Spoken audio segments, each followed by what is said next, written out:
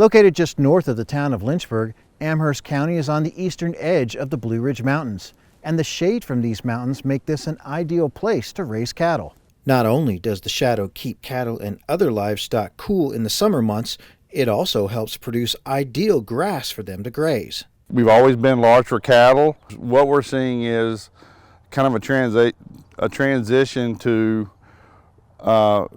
more unique agricultural options, such as the vineyards that are coming in. We're seeing breweries, the orchards, but a lot of small family farms trying to fill in specialty niches, direct marketing through the farmers market. Bill Tucker raises his cattle in the northern part of the county on property that has been in his family for over 150 years. While growth and development are concerns for agricultural producers across Virginia, the mountain terrain in the northern part of Amherst County is better suited to cattle farming. The future for agriculture in Amherst is good. We're on a lot of ground that doesn't lend itself to development. Tucker primarily caters to new cattle producers who want to improve the genetics of their herds. He's found credibility and communication to be important parts of his business model. They want to be able to look you in the eye and feel like you're a trustworthy person, that you're transparent, that you're inviting in terms of your own operation, that there aren't any secrets. They want to know that anything that they buy from you to put into their bodies is something that you're putting into your children's bodies in terms of nutrition. As the Lynchburg metro area grows, Tucker sees a dwindling number of farms in the county. He believes sharing a love of the land is one way to keep agriculture prominent in the area. Education is as important for us anymore as it is actually the act of farming, making sure that we stay connected not just to our consumer but to our neighbors, and make sure that young folks come to not only appreciate the environment that we work and live in, but also their role in making sure that space stays as beautiful as they sometimes take for granted. Amherst County is a short drive south of Charlottesville along Route 29 and is home to Sweetbriar College for women. Agriculture is an important part of what students learn on campus. There's an apiary, a large greenhouse where students grow items for their community-supported agriculture subscription program, as well as a market for neighbors to buy fresh vegetables twice a week. Educators here are also looking at new ways to incorporate agriculture into their curriculum.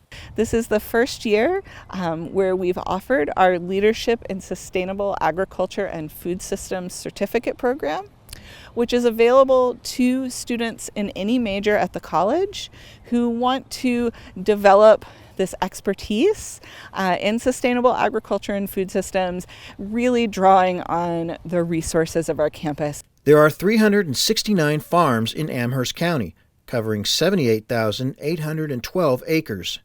The market value of all agricultural products is $8,143,000. Livestock accounts for over half of that at $4,626,000, with cattle and calves making up $4,503,000. Crops account for $3,517,000, with hay making up $1,084,000. Will Barnes and his father Scott are two of the larger crop producers in Amherst County. Together they run Morris Orchard, and their main revenue is their apple and peach orchard. Pumpkins are also a big draw in the fall, and agritourism is taking on an important role year-round. The biggest change for us on the farm has probably been the growth of Liberty University over in Lynchburg, which has brought out a lot more crowd to the farm on our fall weekends and all. The Barnes family has just opened a lakeside cottage for visitors and have listed it on Airbnb. Even though they are primarily an orchard, visitors to the cottage will find plenty of cattle grazing nearby.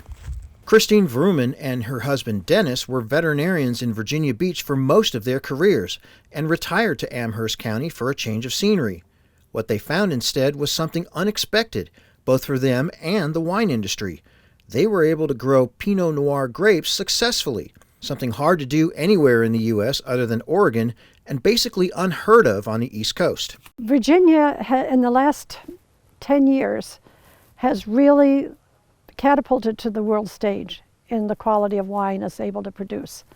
We have, the factors are many.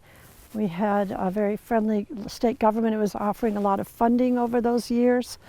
We had foreign, French and South African winemakers that have come in with their expertise of generations of wine crafting knowledge.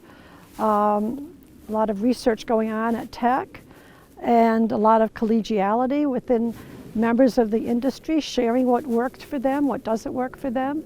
So the wine industry here in Central Virginia is really like one big family. Right now, Ankita Ridge is a day visit, but with the views in the vineyard, they're looking to one day include overnight facilities. That's just one example of how the people of Amherst County are constantly adapting to their environment and keeping agriculture's prominent role in their community for generations to come. In Amherst County, Virginia, I'm Burke Moeller reporting.